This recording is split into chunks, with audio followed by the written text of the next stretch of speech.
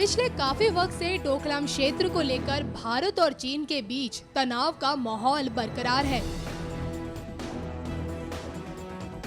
आलम यह है कि एक तरफ जहां दोनों देशों की सेना सीमा पर टस से मस नहीं हो रही है, तो वहीं दोनों तरफ से तीखी बयानबाजी का सिलसिला जारी है।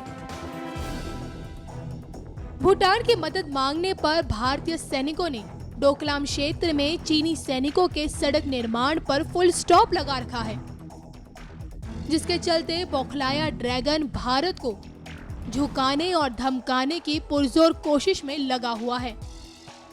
अपनी विस्तारवादी नीतियों के चलते ड्रैगन का अपने हर पड़ोसी मुल्क से विवाद चल रहा है।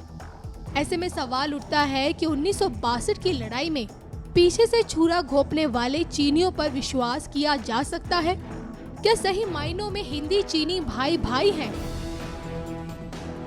दरअसल 1947 में एक तरफ जहां भारत आजाद हुआ था, तो वहीं 1949 में पीपुल्स रिपब्लिक ऑफ चाइना का गठन हुआ।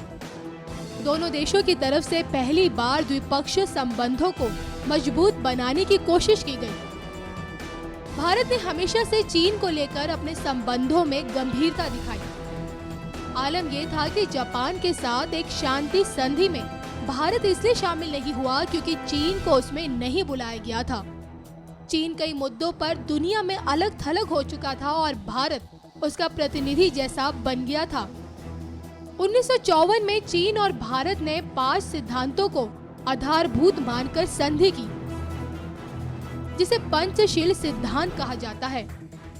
इसके तहत भारत ने तिब्बत में चीनी शासन को स्वीकार किया और उस वक्त देश के तत्कालीन पीएम जवाहरलाल नेहरू ने हिंदी चीनी भाई भाई का नारा दिया।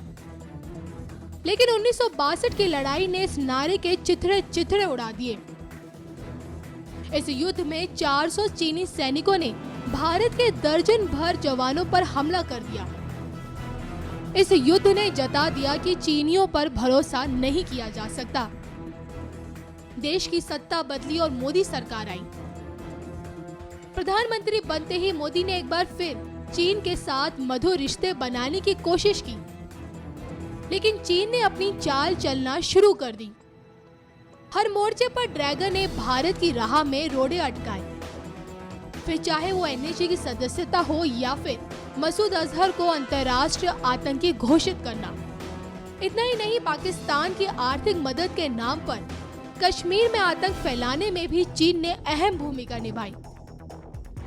आज भारत को धमकाने के लिए चीन मोदी सरकार को 1962 का युद्ध याद दिलाता है, लेकिन चीन को ये नहीं भूलना चाहिए कि आज का भारत अब 1962 के भारत से बिल्कुल अलग है।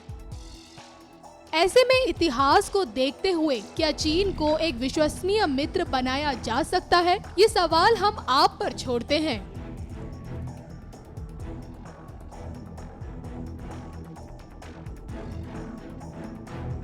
एनएमएफ न्यूज की रिपोर्ट।